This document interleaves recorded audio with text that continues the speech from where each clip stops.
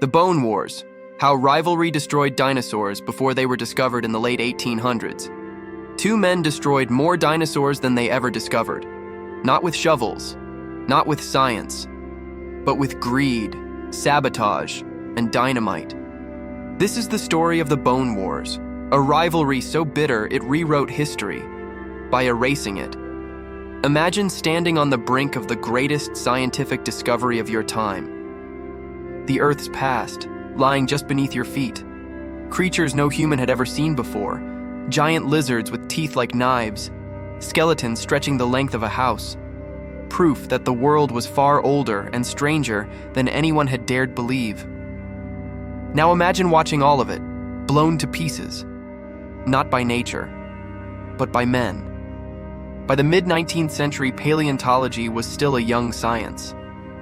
Dinosaurs had only recently been identified. The word dinosaur itself was barely 30 years old. To the public, these creatures were monsters of legend, giants buried in stone, whispered about by geologists, debated in crowded lecture halls. But for scientists, this was more than curiosity. It was glory. Every new fossil meant a chance to carve your name into history, to claim ownership of Earth's deep past. And in America, the fossil fields of the West, vast, untouched, and rich with secrets, were a prize unlike any other. Two men would stop at nothing to own them. Meet Edward Drinker Cope and Othniel Charles Marsh. Both brilliant, both ambitious, and both utterly incapable of sharing the spotlight. Cope was the prodigy, born into a wealthy Quaker family in Philadelphia. He was charming, impulsive, and arrogant. By his mid-20s, he was already publishing papers at a furious pace, describing species with almost reckless speed. He craved recognition. He wanted to be the fastest discoverer, the man who named more creatures than anyone else. Marsh, on the other hand, was the grinder. Raised in poverty, he clawed his way upward through education, finally landing at Yale with the help of a wealthy uncle. Where Cope was flashy, Marsh was cautious, slow, methodical.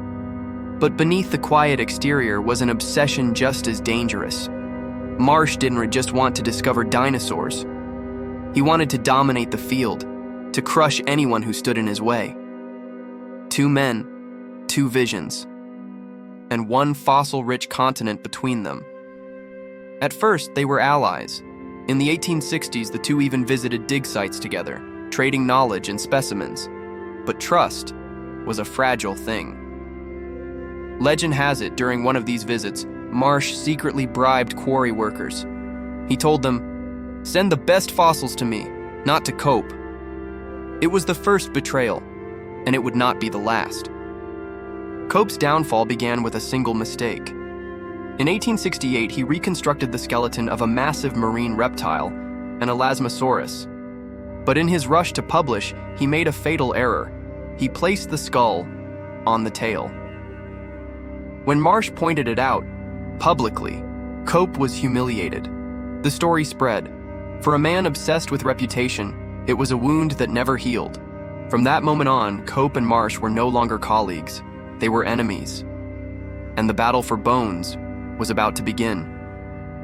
The American West became their battlefield. Kansas, Wyoming, Colorado. Everywhere fossils were rumored to lie, Cope and Marsh sent out teams of diggers, scouts, even spies. The goal was simple: find more fossils, publish faster, outdo the other man, no matter the cost. At first, it was a race of speed. Who could describe the most species?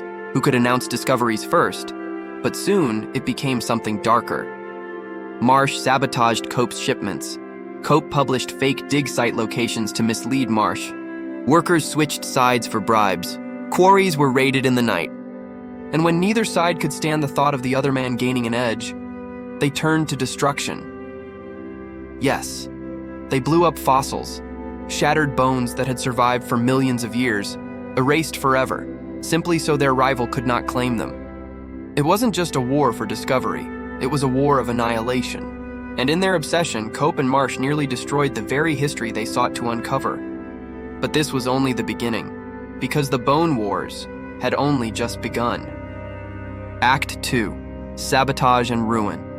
The 1870s were a golden age of fossils and a dark age of science. The West was opening up, railroads carving through mountains, settlers pushing into lands that had been untouched for centuries. For paleontologists, this meant opportunity. Fossils jutted from hillsides scattered across plains, waiting to be claimed. But for Cope and Marsh, it meant war. Marsh struck first, securing exclusive rights to quarries in Wyoming and Colorado. He paid landowners to lock Cope out. He hired foremen to guard his sites day and night. Cope retaliated by publishing his discoveries at lightning speed, sometimes before his specimens were fully studied. Quantity over quality. Dozens of species named in a frenzy to stay ahead of Marsh, but speed came at a cost. Many of Cope's species would later turn out to be duplicates, fragments of the same animal described under different names. His obsession with volume left a trail of scientific confusion. Marsh, slower but more precise, mocked Cope for his sloppiness. Cope mocked Marsh for his greed. Their feud spilled into newspapers, journals, and even Congress. Yes, Congress. In 1873, Cope accused Marsh of using government funding to hoard fossils for Yale. Marsh fired back, accusing Cope of bribing workers and falsifying records. Both men were partly right, both were partly wrong, and both dragged paleontology into the mud of scandal. But the battlefield remained the West. At Como Bluff in Wyoming, one of the richest fossil sites in history, Marsh's men discovered dinosaur skeletons unlike anything ever seen. Stegosaurus, Allosaurus, Diplodocus, creatures that would define the image of dinosaurs for generations. Cope, desperate not to be left behind, dispatched his own crews. They spied on Marsh's men, raided their dumps for discarded bones, and sometimes went further. Stories tell of quarries being dynamited, not to dig, but to destroy.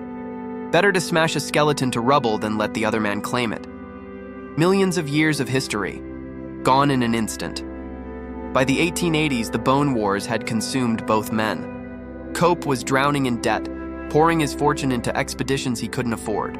He filled his Philadelphia home with fossils, cramming bones into hallways, staircases, even his bedroom. Visitors described his house as a labyrinth of stone monsters. Marsh, meanwhile, used his Yale connections to secure government support. But his greed and arrogance made enemies. Former workers accused him of underpaying wages, stealing fossils, even manipulating scientific journals. Both men were brilliant, both were corrupt, and both were spiraling into ruin. Act 3. Legacy of Destruction. By the time the dust settled, Cope and Marsh had named over 140 new dinosaur species, but more than half would later be invalidated. Duplicates, mistakes, or fragments exaggerated into new creatures. Their feud left behind chaos, confused classifications, destroyed fossils, and a paleontological landscape scarred by rivalry. Yet, out of the wreckage, real discoveries survived. Stegosaurus with its plates like shields, Triceratops, the three-horned titan, Brontosaurus, once dismissed as a mistake, later resurrected. These giants came to life because of and in spite of the Bone Wars. It is one of history's greatest ironies. Two men so determined to destroy each other accidentally gave the world its first vision of the dinosaurs. In 1897, Cope died, still bitter, still broke, still defiant. He offered his skull to science, hoping his brain would prove larger than Marsh's. Marsh outlived him, but only barely. He too died in poverty, his reputation tattered, his allies gone. Two men, once giants of science, reduced to ruins. But their war left scars that never healed. The Bone Wars stand as a cautionary tale. How ego can corrupt discovery. How ambition can blind us to truth. How history itself can be shattered by human pride. Fossils that might have changed our understanding of life were lost forever. Not to time, not to erosion, but to dynamite. And all because two men could not share the past.